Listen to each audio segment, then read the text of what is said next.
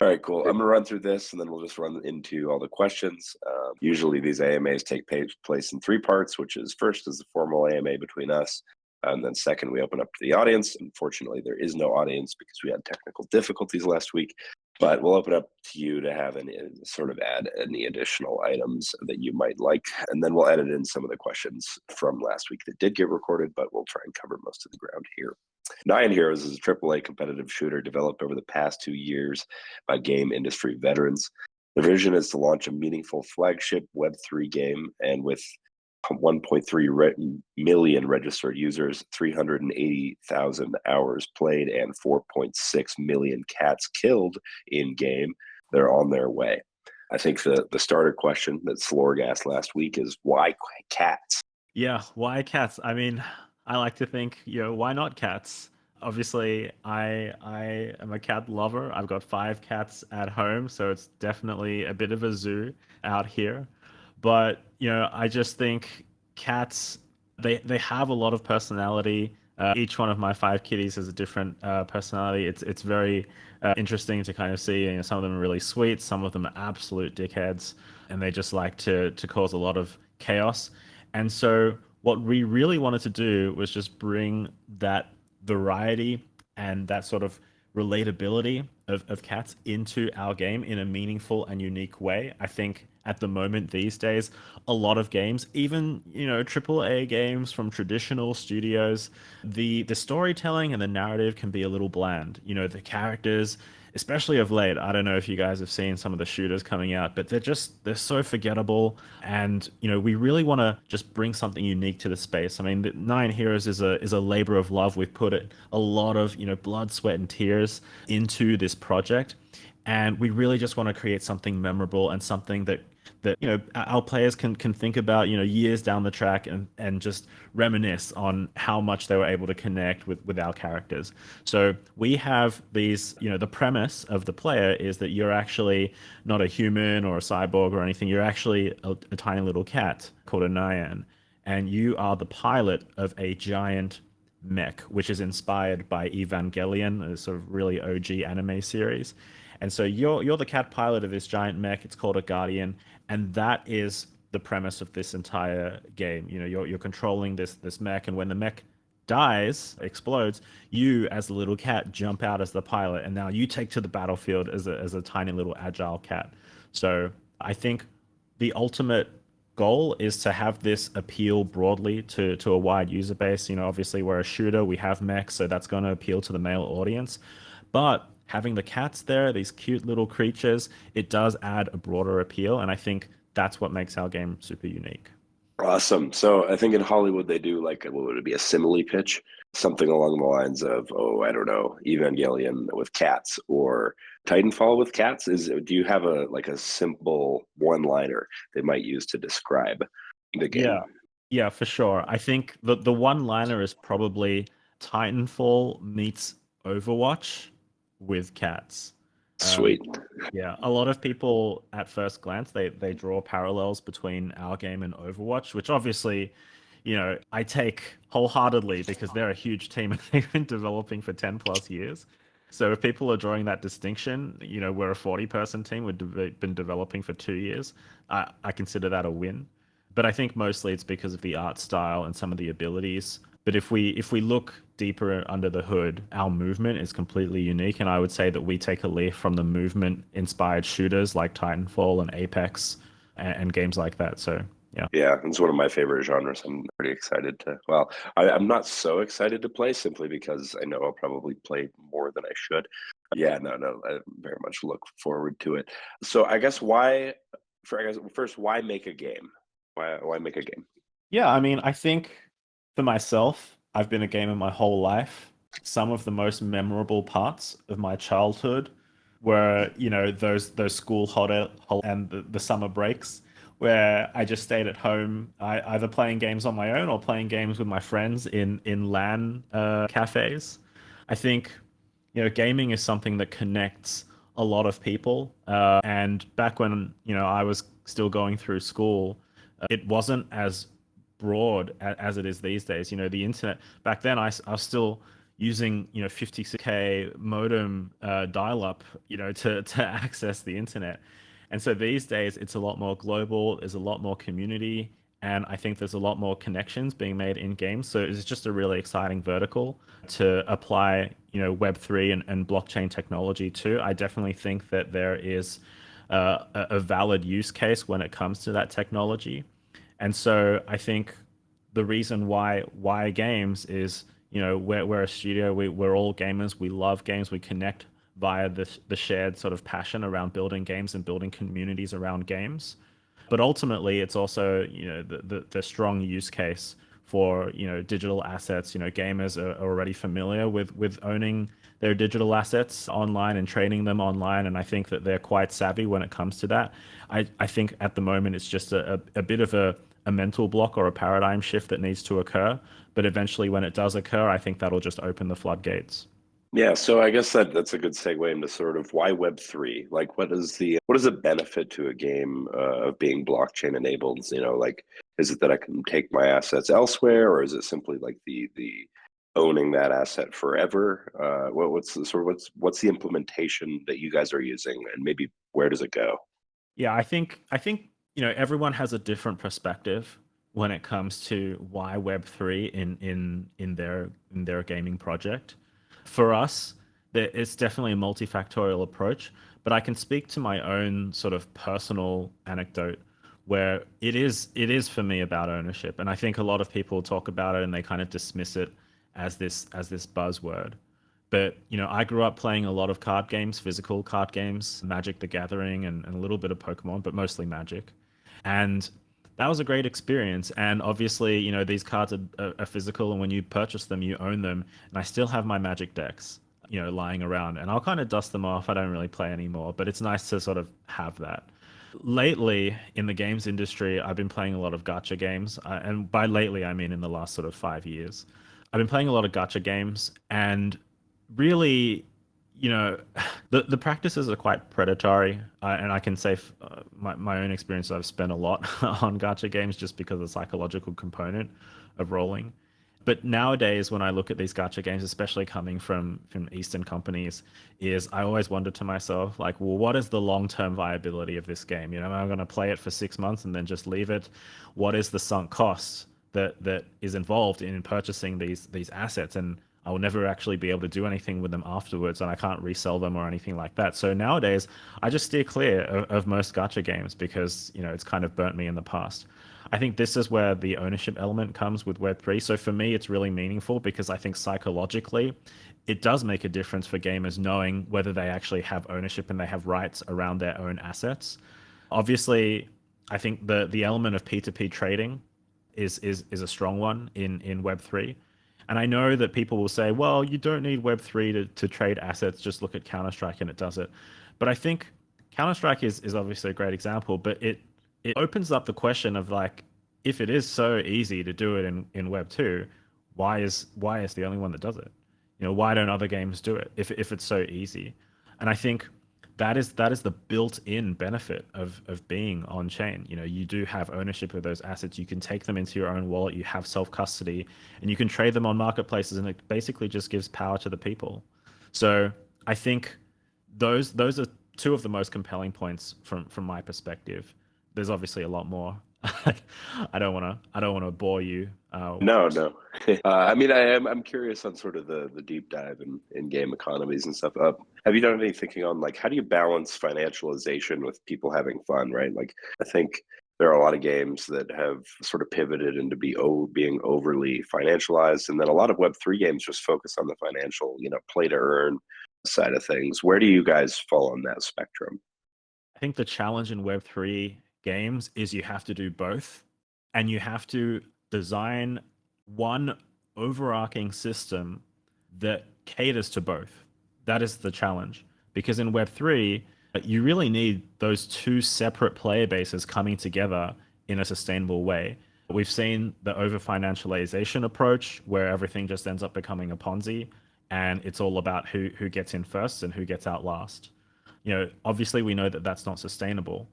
On the flip side, if you overly index for pure sort of traditional gamers and you don't focus on any of the sort of Web3 financialized flywheel components, then you'll basically find no interest from Web3 at all, because that's what that category of player is interested in. So the challenge is, which is why it's really hard, is you have to do both.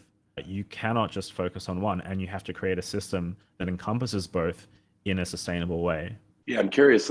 So you have some sort of like you have massive MMORPGs like Star Atlas, for example, and then you have sort of the smaller scale in-game economy of Nyan Heroes, right? I don't know if it's going to be just assets, but it's obviously not a full-blown universe with trading and mining and all this stuff. Do you think there's a genre of game that fits better with Web3 than like does an MMO fit in this? Is it more challenging to design that with those financial aspects in mind, or is it like a shooter, like with a smaller economic scope? Is that more? Does that fit better? Does that make sense? Yeah, that makes sense. I think there are some genres that naturally lend themselves to, Web3 elements as it relates to things like crafting materials and trading items, and that sort of in-game progression. And MMOs definitely have that system already built in, because when players go into MMOs, that is the expectation, that Right. there is an element of grinding and farming to get resources and materials, and then there's some kind of in-game progression where you craft a base item and then you add things to make it better and better and better. So I think for MMOs, it's kind of that is the easiest path in for building out a Web3 economy. However, I don't think it's restricted to MMO. It all depends on how you actually design your game. So, for example, a shooter, if you were to look at a regular shooter like Counter-Strike, where it doesn't really have any in-game progression systems and it's all just based on skins, that's kind of like the most basic way of doing it, and certainly doesn't lend itself to very deep mechanics. However, if you look at a shooter like Warframe or Destiny, where they actually have some very deep in-game progression mechanics around collecting resources and combining them together to craft various items and weapon progression trees and skill progression trees. You can definitely do it with shooters. So that's what we're sort of gearing ourselves towards. We are a shooter, we are a competitive shooter, we have, this esports angle, but at the same time, we're also implementing long-term progression systems and retention systems built into the game in a similar way that games like Warframe have done it. And that will actually open up our ability to create an in-game marketplace and ultimately a really vibrant in-game economy. Yeah, I really think that you just don't want me to get my work done. You're speaking all the right words. Like one of my favorite games of all time was obviously Titanfall 2, but after that was this little first-person sword game called Mordhau. It was one of my Okay. favorite mechanical games, like in terms of the difficulty mechanical wise, and like I don't know, I geek out, and I honestly stopped playing games simply because I got too into like the progression of them and the skill progression and all that stuff. So I'm excited about that. Let's see, elements specifically in the game or in our Web3, and then like, do you need to have a Phantom wallet to play? Well, I'll answer the second question first because it's the easiest one. No, you absolutely don't need a Phantom wallet to play. You don't need any kind of wallet to play. We are designing the game to sort of have these two layers. So the first layer, which is our base default layer, is that the game is just a traditional Web 2 experience. This will allow us to market to traditional Web 2 gamers. That'll be our go to market strategy when it comes to them. The onboarding is basically the same as you would expect with any other game. You create an account, there's no wallet that's being created on the back end or anything like that. If you want to progress, you just play the game. If you want to progress a little faster, you can purchase some premium currency. That is still just an in-game premium currency. There's nothing on-chain about that. So our base experience is just like any other regular game. So you don't need a wallet to do any of that. And you can trade within the game marketplace as well. Having a wallet just basically grants you access to our sort of NFT gated rewards loops. So that's a purely optional process. We don't force that down anyone's throats. But of course, for a lot of our Web3 gamers that we've been onboarding, that'll probably be the pathway that they actually onboard into the game. And for those guys, that's obviously fine because they're Web3 native, they're familiar with wallets, they're very happy to sort of start through that. But yeah, our baseline default approach is just going to be a traditional game. When it comes to the assets in the game, which ones are going to be sort of on chain and which ones are going to be off chain. Obviously, this is a decision that you know can potentially change. We do have a rough framework that we're already working around with that. So what happens with the game is that at least initially, all of the sort of materials and crafting and weapons and characters, essentially, they will actually start out as off-chain items. They'll just be regular game items in our centralized servers. Again, just because, we're onboarding traditional gamers as part of our plan. There will be an option to convert these assets and characters into on-chain items through a mint fee and a platform fee. And so players who want to actually gain access to those NFT gated rewards loops will convert them through our ecosystem token Nyan. So that is basically the flow from traditional game assets into on-chain assets. We obviously have a few collections already out, so they'll obviously start out as on-chain assets. But then when you sort of dive deeper into all of the different resources that can be collected through the game, I mean, not every resource doesn't need to be an on-chain asset. For example, if you're playing the game and you're in an MMO and you're collecting, say, wolves claws, that doesn't really need to be on-chain essentially, unless the game is sort of positioning themselves as like a fully on-chain game. So for us, it's just about where does that line get drawn, and right now it's in characters, it's in cosmetics, it's in a system that we call attachments or mods, where you can kind of modify your character a little bit with upgrades. So collectibles, like the sort of the Like, things you might have memories around in yeah, a game. yeah. Yeah, that's cool. That's a cool line. So could you speak on, like, I guess, so you have a few NFT collections, those will be converted into in-game items. Could you speak on the token a bit and how that interacts maybe with those, and then also with the game itself? Yeah, for sure. So our token is Nyan, Nyan. It is our ecosystem token.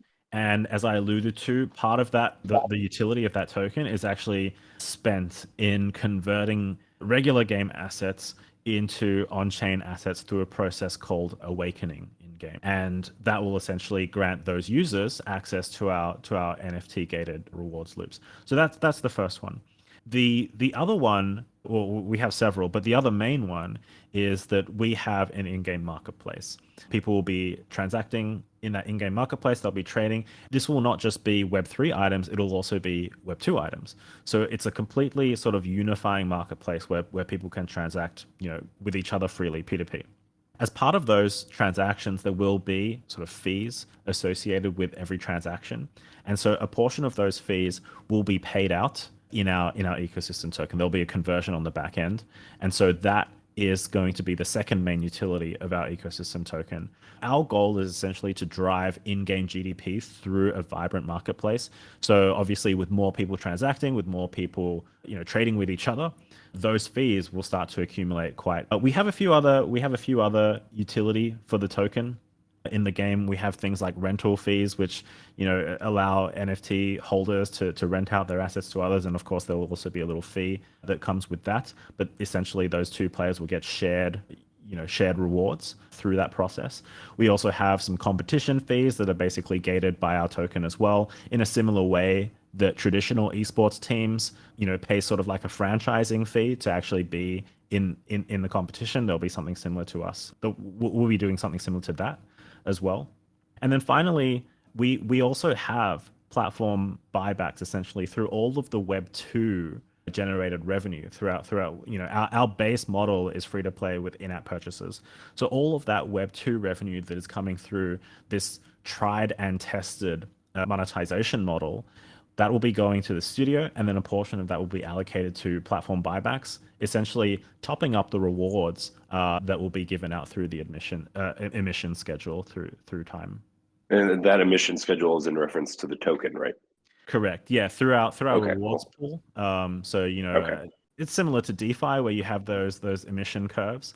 However, Yeah. obviously with DeFi you have a lot of protocols that don't have many users, and therefore they never actually reach escape velocity with their platform fees. So our goal is obviously to subsidize those emissions with buybacks from platform fees.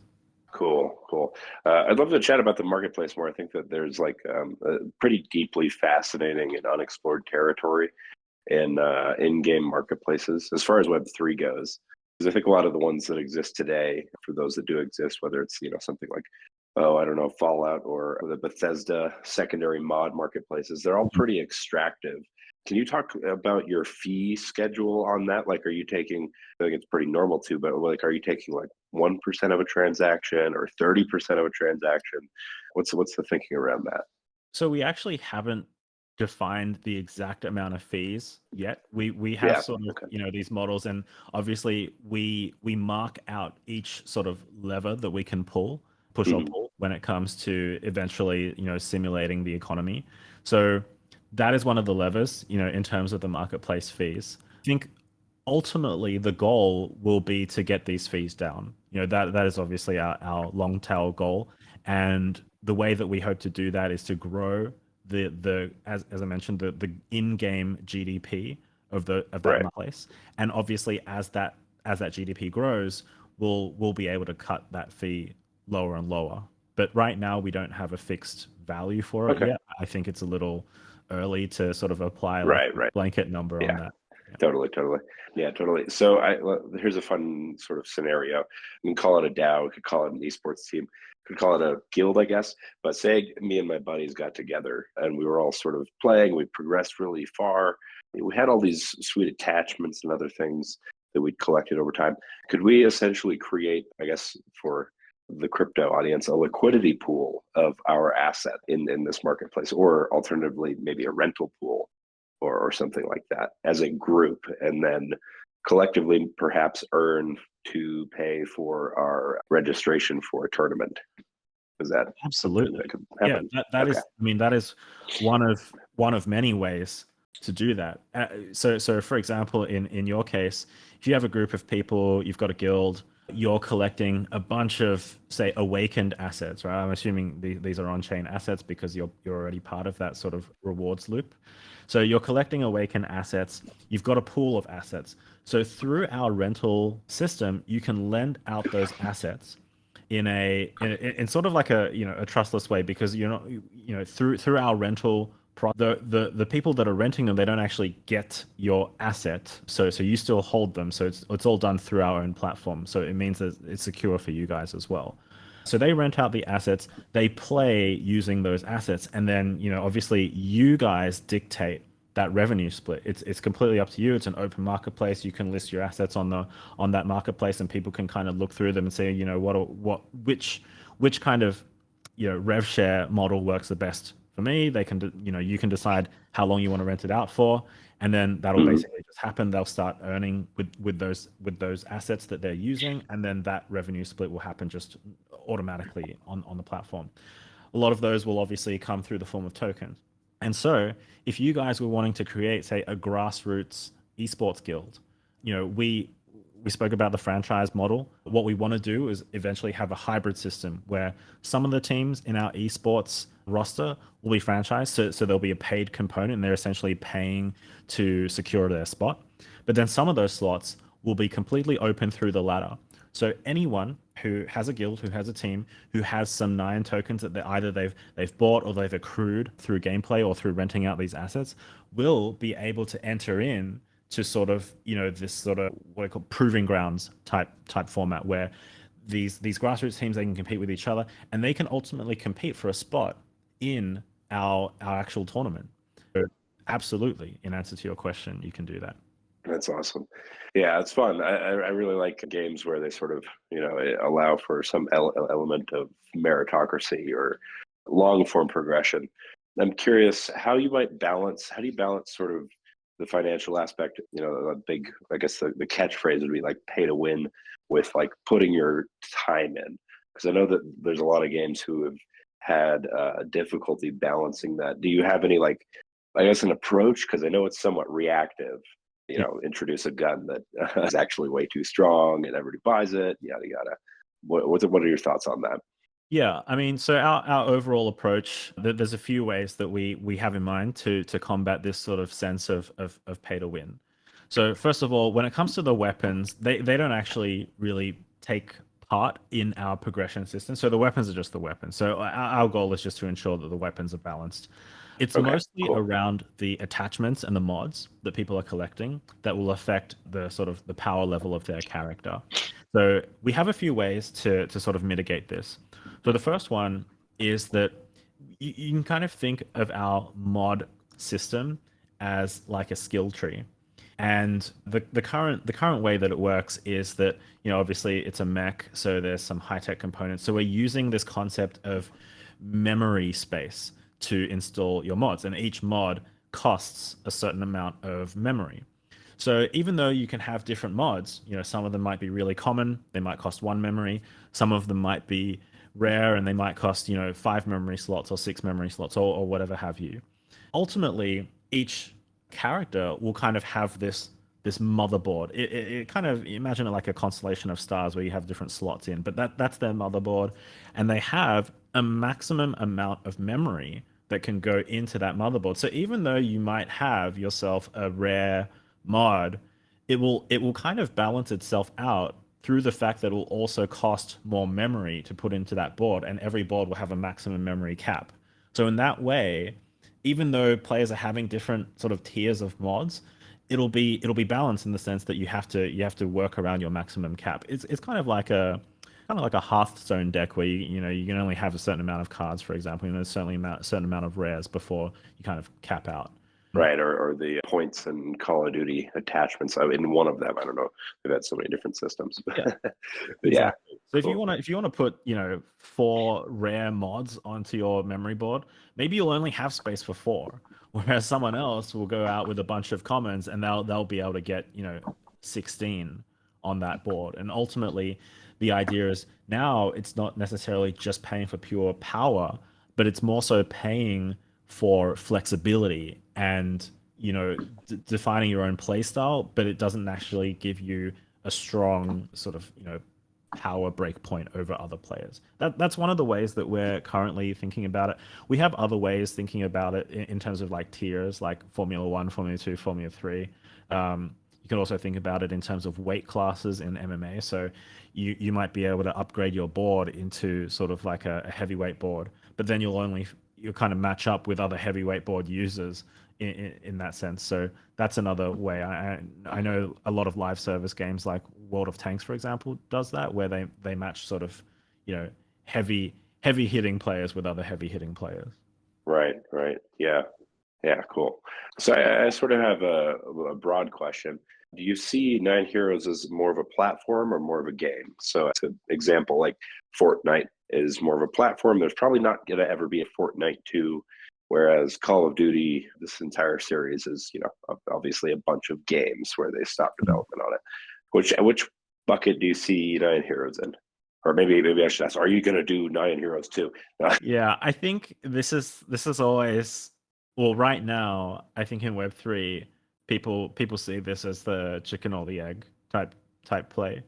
But I think historically, what we've seen is that you have to have a game first. Even the biggest platforms started out with a good game. So when you talk about Steam, obviously that was Valve, and they had, Half-Life and Counter-Strike. And that was what led to them building out their platform, because distribution is king. And if you don't have distribution, you could say that you're building the next Steam of Web3, but ultimately it means nothing if another game comes around and takes up all of the sort of mind share and users in that space. And then what are you left with if they're not building on you? So I think the game always comes first. As for next steps after that, we prove out the game, we prove out our user base, we prove out our stickiness. Essentially, the world becomes, your oyster. I would love to say that we would have plans to becoming our own either platform or ecosystem down the line. But I think we just need to be laser focused on making sure that we do the first step right. Yeah, I love that answer. Do you think that those platforms can even be planned for, or do you think they're somewhat like, okay, wow, this, like a great example is like Fortnite, right? Like Mhm. it was planned to be a PvE game, but it turns out that their battle royale PvP was like what took it off. Do you think there is any way to actually plan for the platform, or do you think it's more something that happens naturally, as sort of a progression? Yeah, I mean, I think there's definitely some planning that should occur if that's your goal. But I Hmm. do think that the majority of it is reactive. And, that's, I think when it comes to Fortnite, for example, they did a great job of listening to their community and being able to pivot when they saw that something was, I guess, getting more attention than what they had originally planned. And I think in Web3, that's even more important because community is such a big part of Web3. You have to be really close to your user base. So I do think for the most part, it's not necessarily planned. I think there is a huge reactive component. And as long as you're listening to your users and as long as you're listening to your community, you will have the best kind of data points to make that decision when the time comes for it. I think it's really hard to plan something to say, hey, we're going to be the Steam of Web3. That I admire obviously Right. the dream and the goal, but you know anyone can say Yeah. it, right? Yeah. It's easy to make big claims, but like, will it even work on a completely different timeline and a different era is, I think, a huge question. So you have pretty incredible metrics, especially for a Web3 game. I think 35,000 daily active users on the Epic Games Store alone. Could you speak on your distribution and like how you managed to get these numbers? Like, is it specific channels? Did it just occur? Is it just so beautiful that everybody loves it and finds it and plays it? And then, yeah, talk to me about distribution. Yeah, I mean, I think it was multifactorial. I love this sort of concept of just make a good game and people will come. Become a bit of a meme. But I do think that there is some merit to it, but it's not the only thing you can do. I think obviously distribution and marketing is really important in Web3. And if you've got a great product but no one is seeing it, then it's going to be really hard to achieve that velocity that you're after. So for us, we focused on Twitter as our main sort of distribution platform in Web3. It is the strongest, is where most people are in Web3, and we crafted what I would say a fairly successful sort of airdrop campaign where we divided into a few different stages. There was a social farming stage, there was an NFT collection stage, and it culminated in our play to airdrop stage as the last one, where we launched the pre-alpha. And anyone that played the game, they just had to hook up their Epic account to our website dashboard, and we would be able to track all their in-game activities. They're getting rewards for completing certain missions in-game, and then we also had a leaderboard with separate rewards.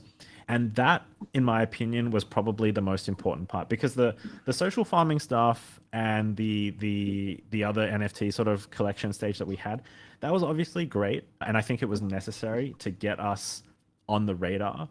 But I think the thing that sort of tied everything together was we had a real product, and it was also really fun, and it was also really polished. And without that, I think having the other two kind of ends up being a bit meaningless and vaporware like, right? Right. So I still think it's a combination of everything. And then obviously that feeds upon itself. Like if you have a good product and you have the distribution and you have the marketing, then you have this sort of, like positive feedback loop where people do talk about your product and say, hey, this is a really good game. And then it spreads even more like wildfire. So I think Right. have a good game, make a good game. It is a bit of a meme. I do think it's a key component of the whole process. But yeah, obviously you need to be able to market your game and distribute it as well. Right. The pie has to have filling. Yeah. Yeah. I love that. And it's also sort of, I guess, encouraging or makes me feel more optimistic about a lot of these sort of Web3 farming tactics, which is like, well, if you have a good, we've got all these points campaigns and yada yada. And it's like, well, if you have a good and unique product at the end of the day, getting those eyes on there, even if they are there simply to farm, if you have something that converts and is fun, is enjoyable, or makes someone's lives better, well, there's no reason why they wouldn't stick around. So I love to see that. Has there been any sort of, you guys have been working in Web3 for, was it 2 years now? Yeah, just over two Yeah, years. 2 years, and then also on the game for that long. Yeah.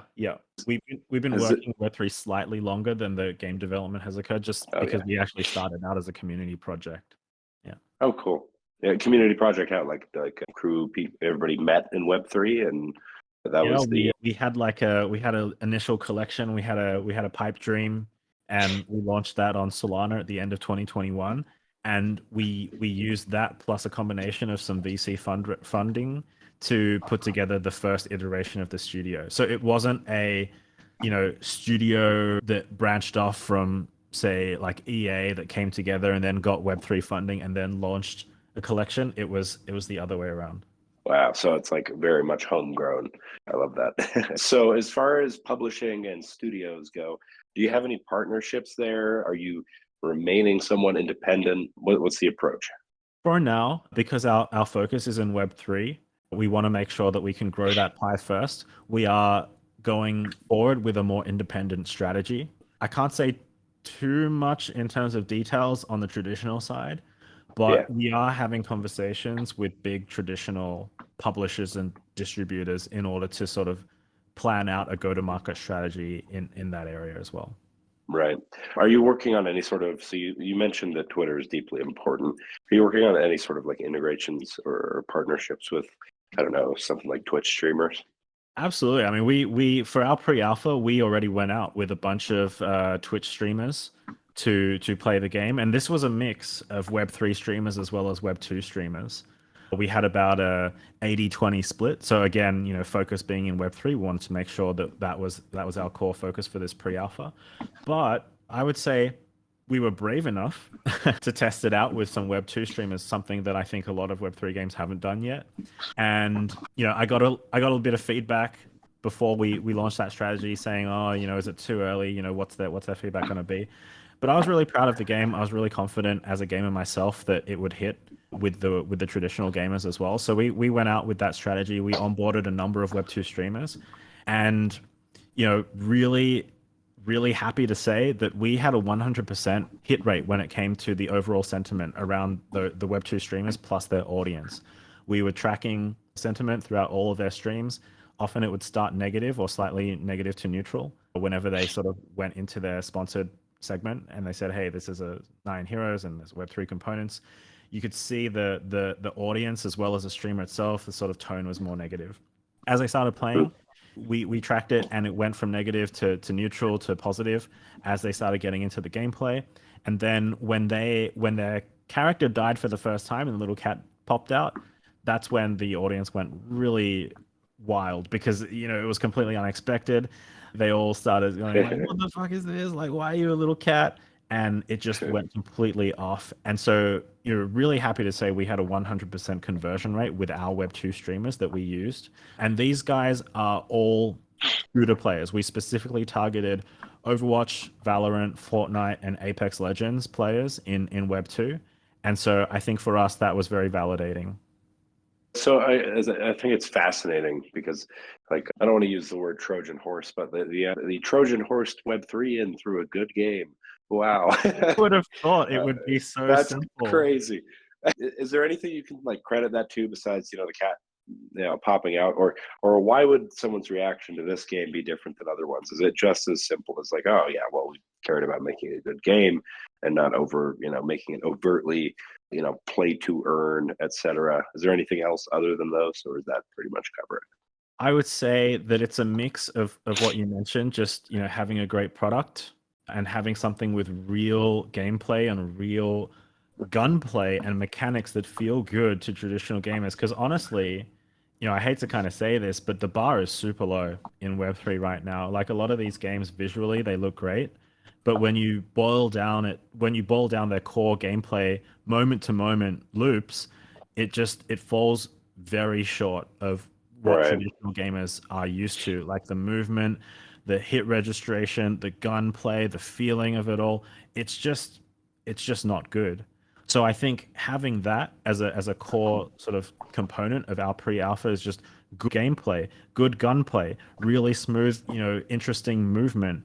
And then on top of that, this cat element, which is designed to surprise. I think a lot of people these days are really after something that surprises them when it comes to new games. We saw this in Power World, we saw this in Helldivers. It's sort of surprise mechanics that delight players that is really important in driving that retention and engagement. So I definitely think that we have that with the cats. Maybe we should even call it Trojan Cat. Trojan cat. I like that. I mean, yeah, it is kind of what it is. Because so you don't see your cat like on the menus or anything before you play for the first time. It's you see the mech first. Oh, I mean, people see the IP, they see that there's, cats Right. in the suit Right. already. We have some cat profile pictures in the main menus, but Okay. they don't viscerally get to experience that until their mech dies for the first time. Right. I guess they wouldn't assume that that mechanic occurs because Yeah. what's a cat to a mech? Yeah. Okay. Oh yeah, I had one question that I remember came from the audience last week. Sort of what platforms will this be playable on, and then what sort of specs might I need today and then in a year if it's on PC? Yeah. So platforms, we're currently on Epic, but we are targeting a Steam release as well. As I mentioned during our AMA before, we have a bifurcated product where one of the versions is completely Web 2 and the other one has the Web 3 components. So for platforms that aren't quite Web 3 ready, for countries that also aren't quite Web 3 ready, we have our Web 2 version. So we are planning on launching on Steam. We already have a Steam storefront. So if you want to, please feel free to go ahead and wishlist us on Steam as well. When it comes to, I've mind blanked. I forgot the second part of your question. Oh, it was like specs in terms of Oh, computer yeah, stuff. that's right. Yeah, yeah. So actually, right now you can turn your specs all the way down to low or medium, and you can play the game on a 1650 graphics card, which is pretty old. I think Mm. one of the things that a lot of our players were surprised at was how smooth the game ran and how optimized it already was, even in a pre-alpha state. I think that's something that most PC-based Web3 games don't have right now. So we're already fairly optimized, and ultimately we hope to be able to get that even lower. But I mean, minimum specs even now is like 1650, so we're pretty happy with that. Not bad.